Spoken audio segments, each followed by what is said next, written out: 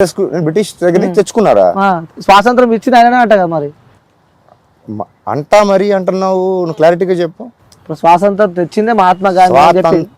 స్వతంత్రం తెచ్చింది మహాత్మా గాంధీ కదా. ఎవరు చెప్పారు? చదువుతలే, బుక్కులు చూస్తలే మేము. చిన్నప్పుడు నేను కూడా చదువుకున్నా, నేను కూడా నిజమని అనుకున్నా. వెళ్ళి ఒక్కసారి హిస్టరీ వెరిఫై చేయి. చేసావా మీరు history? We are not in a position to run our country. Please stay back, teach us and then go. Mohan Das Karamchand Gandhi statement, verify it. British దగ్గరికి వెళ్ళి మాకు పరిపాలించడం చేత కాదు, మీరు ఇక్కడే ఉండి మాకు నేర్పించి వెళ్ళండి అన్నోడు మహాత్మా. ఎవరిచ్చాడు మహాత్మా టైటిల్ తెలుసా నీకు కనీసం? బ్రిటిష్. ఓకే. బ్రిటిష్ ఆర్మీలో 4 సంవత్సరాలు సోల్జర్గా పనిచేశాడు తెలుసా? వెరిఫై చేయి. మోహన్ దాస్ కరమ్చంద్ గాంధీ బ్రిటిష్ సోల్జర్ అని కొట్టు, నీకు ఫోటోలు కూడా వస్తాయి. స్టడీ స్టాండర్డ్ లో నుంచొని ఉంటాడు, అటెన్షన్ లో నుంచొని ఉంటాడు మీ మహాత్మా గాంధీ. చూడు. ఎవరు ఇష్టం మీ ఫ్రీడమ్ ఫైటర్ లా? ఫ్రీడమ్ ఫైటర్ అంటున్నావు, మళ్ళీ మహాత్మా గాంధీ పేరు చెప్తాను. ఫ్రీడమ్ ఫైటర్స్ ఎవరు ఇష్టం అని చెప్పి అడుగుతున్నా మీకు. సుభాష్ చంద్రబోస్. సో ఎందుకు? ఆయన ఏం చేశాడు నీకు తెలియదు, నాకు తెలుసు. అది చెప్పు కదా, మీకు ఏం తెలుసు అంటున్నాను నేను. సో ఇష్టం అంటున్నా, చెప్పు ఏం చేసిన ఆయన. నీకు సుభాష్ చంద్రబోస్ గురించి కూడా తెలియదు అంటే? సో తెలియదని చెప్పి నేను మీకు చెప్పలే కదా బ్రో. నీకు తెలిసి మీకు ఇష్టం అని చెప్తున్నారు కాబట్టి చెప్పు అనే అడుగుతున్నాను. ఆయన చేసిన పనులు నాకు తెలుసు, ఆ పనుల పైన ఇంకా రెస్పెక్ట్ ఉంది. Grand salute Subhash Chandrabose. Okay. So ఇంకోటి, బ్రిటిష్ ప్రైమ్ మినిస్టర్ అడిగావు, క్వశ్చన్ అడిగావు, ఆన్సర్ అది చెప్పండి. అది కొంచెం సిగరెట్ కొంచెం పక్కన పెడితే బాగుంటుంది బ్రో. అవునా? ఓ పంచా. అరే ఆల్రెడీ పెట్టేసిన తర్వాత క్వశ్చన్ అడిగావు, మళ్ళీ ఇంకోసారి స్మెల్ వస్తుందని చెప్పి పక్కన పెట్టని అడిగాను, మళ్ళీ కావాలని చెప్పినందుకు పెట్టలా. నువ్వు టాపిక్ సుభాష్ చంద్రబోస్ అన్నావు కాబట్టి పక్కన పెట్టా. ఓ సూపర్. నీ గురించి కాదు, నీ ముక్కులో పగలుతుందని కాదు, సుభాష్ చంద్రబోస్ టాపిక్ కాబట్టి సిగరెట్ పక్కన పెట్టా. ఓకే చెప్పండి. British first prime minister, so called. నువ్వు చెప్పిన ఫ్రీడమ్ అయిపోయిన తర్వాత, అదే ఇండిపెండెన్స్ అయిపోయిన తర్వాత ఫస్ట్ టైం ప్రైమ్ మినిస్టర్ ఇండియాకి వచ్చాడు. కోల్కతాలో ఒక జర్నలిస్ట్ గెస్ట్ హౌస్లో ఒక చిన్న ప్రెస్ మీట్ జరుగుతుంది. ఆయన్ని జర్నలిస్ట్ ఫస్ట్ క్వశ్చన్ అడిగాడు, what made you to leave India అని అడిగాడు. ఆన్సర్ ఏమొచ్చి ఉంటుంది? మోహన్ దాస్ కరమ్చంద్ గాంధీ రాలా, మహాత్మా రాలా, సుభాష్ చంద్రబోస్ అన్నాడు. ఎవరు? British prime minister. On record ఉంది, వెరిఫై చేసుకో. సెకండ్ క్వశ్చన్ అడిగాడు, what is the contribution of mister Mohan Das Karamchand Gandhi and what is his impact for you to leave India అని సెకండ్ క్వశ్చన్ అడిగాడు. ఏదో మెక్సికన్ క్యూబన్ సిగార్ అనుకుంటా, నేను చదివిన ఆర్టికల్, నా రీసెర్చ్ మెటీరియల్లో తెలిసింది. సిగార్ నోట్లో నుంచి బయటికి తీసి మినిమల్ అన్నాడు. మినిమల్. ఓకే. ఒకసారి వెరిఫై చేసుకోండి. మోహన్ దాస్ కరమ్చంద్ గాంధీ స్పేస్ మినిమల్ అని కొడితే నీకు నేను చెప్పిన ఆర్టికల్ క్లియర్ గా విత్ స్టాటిస్టిక్స్ వస్తాయి. సో ఇంకో question, why did you leave India అన్న సుభాష్ చంద్రబోస్ దగ్గర నుంచి ఎక్స్టెన్షన్ కూడా చెప్పాడు. ఆన్ రికార్డ్ మొత్తం ఇంటర్వ్యూ మొత్తం documented. Prime minister of British first time ఇండియాకి వచ్చినప్పుడు with date, place, location, total interview documented. అది చదివిన తర్వాత అప్పుడు నువ్వు ఇట్లాంటి క్వశ్చన్స్ అడగవు. దాని తర్వాత కొంచెం రీసెర్చ్ చేస్తే మీ మోహన్ దాస్ కరమ్చంద్ గాంధీ ఫ్రీడమ్ ఫైట్కి చేసింది ఏమీ లేదు. ఆయన స్టార్ట్ చేసిన ప్రతి మూమెంట్ ఒక్కటి కూడా ఫినిష్ చేయలేదు. ఓకే. ఒకటి పేరు చెప్పు, ఆయన స్టార్ట్ చేసిన ఫ్రీడమ్ ఫైట్ మూమెంట్ ఒక పేరు ఒకటి చెప్పు. ఒకటి పర్లేదు, ఒకటి చెప్పు పేరు. ఉప్పు సత్యాగ్రహం, విదేశీ వస్త్ర బహిష్కరణ, చాలా చేసాడులే, ఒక్కటి కూడా ఫినిష్ చేయలే. వెరిఫై చేసి జాతిపిత అని చెప్పి ఎందుకంటారు మరి? అది ఎవరు ఇచ్చారు జాతిపిత అని? ఎవరిచ్చారు? సరే మీరు ఏం చేయలేదు అంటారు మరి, ఎట్లా వచ్చింది ఆ బిరుదు, ఎట్లా వచ్చింది జాతిపిత అని చెప్పి? అప్పుడు ఇంకొక స్టేట్మెంట్ వెరిఫై చేయాలి. Do you know mister Mohan Das Karamchand Gandhi how much Congress spent to make you look poor అని కాంగ్రెస్ నుంచి official spokes person statement on, మీకు ఇంటర్నెట్ లో దొరుకుతుంది. మేము ఎన్ని కోట్లు ఖర్చు పెట్టి నువ్వు పేదవాడిగా చూపిస్తున్నామో తెలుసా అని అర్థం. వెరిఫై చేసుకో. ప్రపంచంలో ఏ పొలిటికల్ పార్టీ ఒక మనిషి చరిత్రని వైట్ వాష్ చేయడానికి సినిమా అయితే తీలా. రిచర్డ్ అటెన్బరో గాంధీ అని ఒక సినిమా, ఈ రోజుల్లో నువ్వు క్యాలిక్యులేట్ చేస్తే 2000 కోట్లు బడ్జెట్ మినిమం. బాహుబలి కంటే పెద్ద సినిమా అది. గాంధీ అని ఆస్కార్ కూడా వచ్చింది దానికి. Produced by Indira Gandhi as a prime minister. Indira Gandhi పక్కనే 100 సినిమాలు తీసిన మ్యాటర్ కాదు. ప్రైమ్ మినిస్టర్ పోస్ట్లో కూర్చొని గాంధీ అని సినిమా తీసి ప్రపంచానికి ఇలా చూపించండి అని ఫండ్ చేసిన ఏకైక ప్రైమ్ మినిస్టర్, ఏకైక politician in entire world to produce a film. Okay, Sonia Gandhi గారు. గాంధీ సినిమా ఆ, అదే. ఇందిరా గాంధీ. ఇందిరా గాంధీ. సోనియా గాంధీ ఎవరు? సోనియా గాంధీ ఆవిడ పేరు యాంటోనీ మియాన్ పాస్పోర్ట్లో. సోనియా గాంధీ ఎట్లయితే గాంధీ అసలు ఇందిరా గాంధీ. అవును, ఇందిరా గాంధీ. ఎలా అయింది గాంధీ? ఇందిరా గాంధీ ఫాదర్ పేరేంటి? జవహర్ లాల్ గాంధీ కుటుంబమా? ఇందిరా గాంధీకి గాంధీ జిహెచ్ఐకి సంబంధం ఏంటి నాకు చెప్పు. సో మీరు చెప్పండి, మీకు తెలిసి ఉంటుంది కదా. సో అందరూ వారసత్వం అంటారు కదా, అది ఎక్కడి నుంచి వచ్చింది వారసత్వం? ఇందిరా గాంధీకి గాంధీ అనే సర్నేమ్ ఎలా వచ్చింది? ఇందిరా గాంధీ వాళ్ళ కూతురు సోనియా గాంధీ అంటారు మళ్ళా. రాహుల్ గాంధీ. ఓ, నీ చరిత్ర చాలా స్ట్రాంగ్ ఉంది బ్రో. చాలా స్ట్రాంగ్ ఉంది అంటారు. Indira Priyadarshini full name. అవును. సర్నేమ్ ఏముంటది? జవహర్ లాల్ నెహ్రూ కాబట్టి ఆయన అది సోకాల్డ్ పెళ్లి కాకముందు ఇందిరా ప్రియదర్శిని నెహ్రూ అని ఉంటది. పెళ్ళైన తర్వాత ఎవరిని పెళ్లి చేసుకుంది? Feroze Khan Gandhi. Not GHANDHI, it's Gandhi. Spelling ఒకసారి వెరిఫై చేసుకోండి. ఇప్పుడు ఇందిరా గాంధీకి పుట్టిన కొడుకు పేరు ఏమై ఉండాలి? రాజీవ్ గాంధీ కదా అయి ఉండాలి. గాంధీ ఎలాగైంది? రాజీవ్ గాంధీకి సరే పెళ్లి చేసుకుంది అంటే అక్కడ గాంధీ ఉండాల్సింది. గాంధీ ఎలా అయింది? పెళ్ళాం కూడా వైఫ్ కూడా సోనియా గాంధీ. సోనియా అంటే పేరు మార్చుకోవచ్చు, తప్పలేదు. గాంధీ ఎలా అయింది? గాంధీ కదా అవ్వాలి. కొడుకు రాహుల్ గాంధీ, ప్రియాంక గాంధీ ఎలా అయ్యారు? పెళ్లి చేసుకుంది ఎవరో వాద్రాన్ కదా, మళ్ళీ గాంధీ ఎలా అయ్యింది? ఓహో, ఇప్పుడు సర్నేమ్ బై చాయిస్ని కావాలంటే పెటర్నల్ పెట్టుకోవచ్చు అని చెప్పి సుప్రీంకోర్టు ఇచ్చిన. ఓకే, అది కూడా అనుకుంది. అయినా కానీ GHANDHI గాంధీకి GANDY ఏదో ఉంటుంది, GANDY గాంధీకి అంత స్పెల్లింగ్ మిస్టేక్లు వస్తాయా? చరిత్ర మొత్తం స్పెల్లింగ్ మిస్టేక్లే. 75 సంవత్సరాలు వాళ్ళు చేసింది ఇదే. GHANDHI నోటు మీద, కలర్ నోట్ మీదకి తీసుకొచ్చి సినిమాలు తీసేసి సీట్ పోతుందంటే ఎమర్జెన్సీ డిక్లేర్ చేసిన ఏకైక ప్రైమ్ మినిస్టర్ ప్రపంచం మొత్తంలో. Iron lady. ఓకే, సో అన్న ఇప్పుడు అది పక్కన పెట్టి మీ విషయానికి వస్తే, నువ్వు ఒక క్వశ్చన్ అడిగినప్పుడు ఆన్సర్ వినాలి. ఇప్పుడు మళ్ళీ ఇంకో నెక్స్ట్ క్వశ్చన్ అడిగినప్పుడు కూడా పూర్తిగా ఆన్సర్ నీకు నచ్చిన ఆన్సర్ వరకు వినాలి అనుకుంటే ఒక పని చేయి, క్వశ్చన్ నువ్వు చెప్పు, ఆన్సర్ నువ్వే చెప్పేస్తా యాజ్ ఇట్ ఈస్గా. అంటే చెప్పారు కదా మీరు, ఎన్ని వచ్చిన తర్వాత ఇంకో క్వశ్చన్కి తీసుకొని వస్తున్నాను. సో ఇంకోటి అన్న, మీ హెయిర్ స్టైల్ ఏంది? అది అంటే హెయిర్ స్టైల్ కొంచెం డిఫరెంట్గా ఉంది కదా. జుట్టు కట్ చేసుకోకపోతే ఎవరికైనా పెరుగుతుంది. దీనికి ఎరువులు వేసేం పెంచలా, జస్ట్ సెలూన్కి వెళ్ళి కట్ చేయలేదు అంతే. సో ఎందుకంటే వే ఆఫ్ స్టైల్ అదే మీ బియర్డ్ కానీ. So looking like so good అన్నమాట. నా జుట్టు, నా గడ్డం, నా బట్టలు, నా చాయిస్. కాన్స్టిట్యూషన్ ఆఫ్ ఇండియాలో రైట్ టు డ్రెస్సింగ్ అని ఉంది. రైట్ టు స్పీచ్ లాగా రైట్ టు డ్రెస్ కూడా ఉంది. ఎవరి ఇష్టం వచ్చిన వాళ్ళు బట్టలు వేసుకోవచ్చు అని. దాని మీద కూడా పెద్ద కాంట్రవర్సీలు జరుగుతూ ఉంటాయి. ఓకే, అవును. నా బట్టలు అంత కాంట్రవర్సీ ఏం కాదు, పైనుంచి కింద దాకా వేసుకున్నా. ఏం బట్టలే మరి అర్ధనగ్నంగా కొంతమంది లాగైతే నేను చేయలే. ఇంకోటి అన్న, మేము చూసాము ఇక్కడ నువ్వు నియర్ బై కూడా వ్యభిచారం అంటూ సంథింగ్ 5 thumbnails కూడా మేము చూసాము. అది నిజమే అంటారా మీరు? ఆ thumbnail వేసిన వాళ్ళని ఫస్ట్ ఎందుకు అదే వ్యాపారం చేస్తున్నారు అని చెప్పి కూడా క్వశ్చన్ మార్క్ నడుస్తుంది మరి బయట. అదే ఆ thumbnail వేసిన వాళ్ళని, ఆ thumbnail ఎలా వేసావు, దాని రీసెర్చ్ ఏంటి, దాని మెటీరియల్ సబ్మిట్ చేయమనండి. ఆ స్టేట్మెంట్కి, ఆ ఎలిగేషన్కి విట్నెస్ ఎవిడెన్స్ తీసుకుని రమ్మనండి. అప్పుడు ఏమనండి, నోటుకు వచ్చిందల్లా మాట్లాడి చేతిలో కీబోర్డ్ ఉంటే కీబోర్డ్ వారియర్స్, చేతిలో ఫోన్ ఉంటే యూట్యూబర్స్, వాళ్ళ విచక్షణకి, వాళ్ళ జ్ఞానానికి, వాళ్ళ సంస్కారానికి నా నమస్కారం, అంతకంటే ఏం లేదు.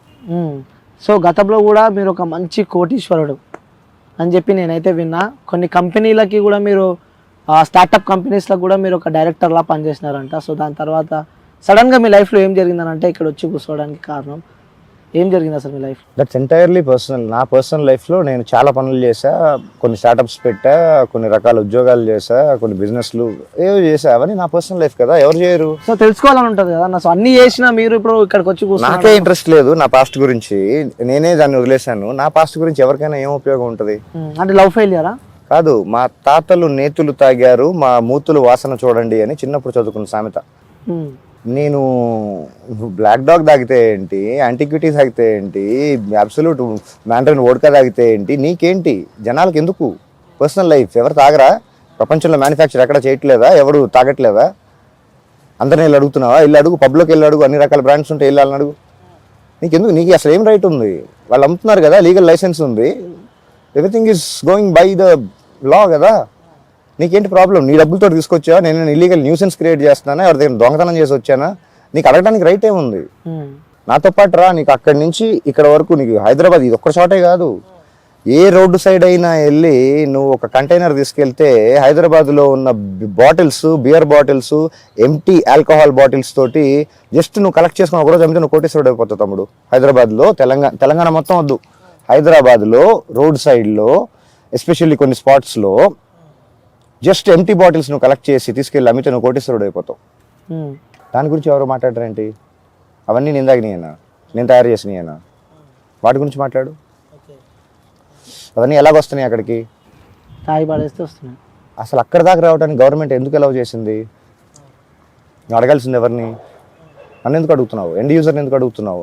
ట్యాక్స్ పేయర్ని నువ్వు మళ్ళీ క్వశ్చన్ చేసే రైట్ నీకు ఎక్కడి నుంచి వచ్చింది? ట్యాక్స్ కట్టి వాడి హెల్త్ స్పాయిల్ చేసుకొని డబ్బులు పెట్టి మళ్ళీ ఇంకా బ్లేము, ఇంకా రకరకాల సర్టిఫికేట్లు అవసరమా? అక్కడ బ్యాన్ చేసి నువ్వు మాట్లాడు. You don't even have the legality to talk about it. Yeah, okay. So అదే నేను ఇప్పటిదాకా క్వశ్చన్ అడుగుతున్నా, మధ్యలో ఆపేసిన.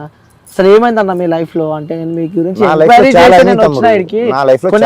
కోటీశ్వరులు ఉండి మీరు అన్ని అనుభవించారు లైఫ్ లో, మేబీ నాకు తెలిసి. సో ఎందుకు సడన్ గా మీరు ఇక్కడికి వచ్చి ఇలా ఒంటరిగా జీవితం గడుపుతున్నారు మీరు? నాకు వర్కౌట్ అవుతుంది. I'm comfortable. Whatever things I'm doing here, whatever things I'm practising here, దానికి నేచర్ కావాలి. ఆ నేచర్ హైదరాబాద్లో దగ్గర ఉండి నాకు నచ్చిన స్పాట్ నేను చూస్ చేసుకున్నా, నాకు వర్కౌట్ అవుతుంది. నేను రకరకాల ప్రాక్టీసులు చేస్తూ ఉంటా. నా కెరియర్కి సంబంధించి, నా పర్సనల్ లైఫ్కి సంబంధించి, నా పర్సనాలిటీకి సంబంధించి రకరకాల ప్రాక్టీసులు చేస్తూ ఉంటా. దానికి నాకు నేచర్ కావాలి, నాకు వర్కౌట్ అవుతుంది. దీనివల్ల ఎవరికి ఇబ్బంది లేదు, ఎవరికి నష్టం లేదు. ఏదో నా వల్ల అయిన కాంట్రిబ్యూషన్ కూడా నేను చేస్తున్నాను. నా కళ్ళ ముందు కనిపించేవి, నేను చేయగలిగినవి. ఇక్కడ రోడ్ పైన ఎన్ని రకాల యాక్సిడెంట్లు అయ్యి కుక్కలు, రకరకాల జంతువులు, మీకు కనీసం విని కూడా ఉంటారు, అన్ని రకాల జంతువులు చచ్చిపోతుంటాయి తెలుసా మీకు? అవన్నీ ఎక్కడికి వెళ్తాయి? వెనకాలకి వెళ్ళి చూడండి. నేను కొన్ని దహనం చేశాను, లాస్ట్ రైట్స్ నేను ఇచ్చాను. వెళ్ళి వెనకాల చూడండి, పెద్ద పెద్ద ఫైర్ పిట్స్ ఉంటాయి, వెళ్ళి చూడండి. ఇది చేయడానికి ఇక్కడ ఎవరున్నారు? అది ఒకటి చేయడు, ఇంకోటి చేస్తే ఇంక మళ్ళీ వాడు అదేం చేస్తున్నాడు, ఇదేం చేస్తున్నాడు, అదేవాడు, వాడేవాడు, వీడేవాడు, వాడి బ్యాక్గ్రౌండ్ ఏంటి, నీకెందుకు? నువ్వు చేస్తున్నావా? కనీసం నన్ను చేయనిస్తున్నావా? నేను ఏదో చేస్తున్నా, దానివల్ల ప్రపంచానికి నష్టం అయితే లేదు. ఎవరికి ఏం ప్రాబ్లం నాతోటి? నేను ఎవరికైనా వెళ్ళి ఇబ్బంది పెడుతున్నానా? ఎవరినైనా ఏ విధంగా కనీసం వాళ్ళు థంబ్నెయిల్స్కి జస్టిఫై చేయడానికి నేను ఏమైనా అడుక్కుంటున్నానా? ఒకరితో చెప్పించి నేను అడుక్కుంటున్నాను ఇక్కడ అని. నేను ఇక్కడ ఏం చేస్తాను? రూమర్లు వింటాం కాదు, ఆ రూమర్స్కి నువ్వే చెప్తున్నావు రూమర్ అని, ఆ రూమర్కి మళ్ళీ వ్యాలిడిటీ ఏంటి, దానికి మళ్ళీ విట్నెస్లు, ఎవిడెన్స్లు ఏంటి? రూమర్ అని చెప్పి నేను చెప్పలేదు. సో అలా వస్తున్నాయి, దానికి మీ సమాధానం అని చెప్పి నేను అడుగుతున్నా. వాటి పేరే రూమర్స్. రూమర్స్ కి మళ్ళీ సమాధానం ఎందుకు ఉంటది? అరే జస్టిఫై కాదు, నువ్వు ఈ రోజు ఇలా చేసావంట, వీళ్ళు ఇక్కడ అన్నారు, నాకు ఎవిడెన్స్ తీసుకొని వచ్చి మాట్లాడితే దాని గురించి నేను మాట్లాడితే you know it makes sense, it makes a point. ఏదో నువ్వు ఎట్లా ఉన్నాయంటే నీకు 4 కాళ్ళు ఉన్నాయంట కదా, 2 చూపిస్తున్నావు అంట కదా, మిగతా 2 అనొచ్చు. దానికి నువ్వు చూపించాలి కదా నా మిగతా 2 కాళ్ళు ఎక్కడ ఉన్నాయో. ఓకే, అంటే నార్మల్ గా హ్యూమన్ బీయింగ్ వాళ్ళ లివింగ్ ఏ విధంగా ఉంటది అని ఎవరు రాశారు? ఎవరు జస్టిఫై చేశారు? అంటే ఎగ్జాంపుల్ చెప్తున్నా, మనం ఒక సమాజంలో మనం బతుకుతున్నాం కాబట్టి వాళ్ళ లైఫ్ స్టైల్ ఏ విధంగా ఉంటుంది? ఏ సమాజం గురించి మాట్లాడుతున్నావు తమ్ముడు? మనం ఉన్న సమాజం గురించి మాట్లాడుతున్నాం. నీ హిస్టరీ నీకు తెలియదు, నీ కల్చర్ నీకు తెలియదు. గట్టిగా మాట్లాడితే 400 సంవత్సరాల చరిత్ర కూడా నీకు తెలియదు. సమాజం, కల్చర్, సొసైటీ ఏంటంటూ మాట్లాడేస్తున్నావు. 1000 సంవత్సరాల క్రితం ఇదే ప్లేస్లో ఏముండిందో నీకు తెలుసా? మీకు తెలుసా? నాకు తెలుసు, నేను రీసెర్చ్ చేశా. 1000 సంవత్సరాలు కాదు, నువ్వు కూర్చున్న ప్లేస్ ఏదైతే ఉందో, these kind of rocks are nowhere available in Asia. 5,000 million years old, older than dinosaurs rocks ఇవి. దాన్ని పగలగొట్టి ఒకటి రోడ్డు వేస్తాడు, ఒకటి బిల్డింగ్ కడతాడు, ఒకడు పార్కింగ్ చేస్తాడు, ఒకటి ఫుడ్ బిజినెస్ చేస్తాడు. లోపల వస్తే వచ్చలు కాంపిటీషన్ అవుతూ ఉంటుంది పొద్దున్న నుంచి సాయంత్రం దాకా ప్రకృతిలో. నీకు ఇవన్నీ కనపడట్లేదా? నేచర్ డిజైన్ ఇది 183 ఎకరాల fresh water resource. Nature design ఒరిజినల్గా తయారైనప్పుడు 183 ఎకరాల ఫ్రెష్ వాటర్ రిసోర్స్ ఇది. 183 ఎకరాలని 43 ఎకరాల బ్యూటిఫై అంటారు, 43 ఎకరాలు చేసి బ్యూటిఫికేషన్ అంటారు.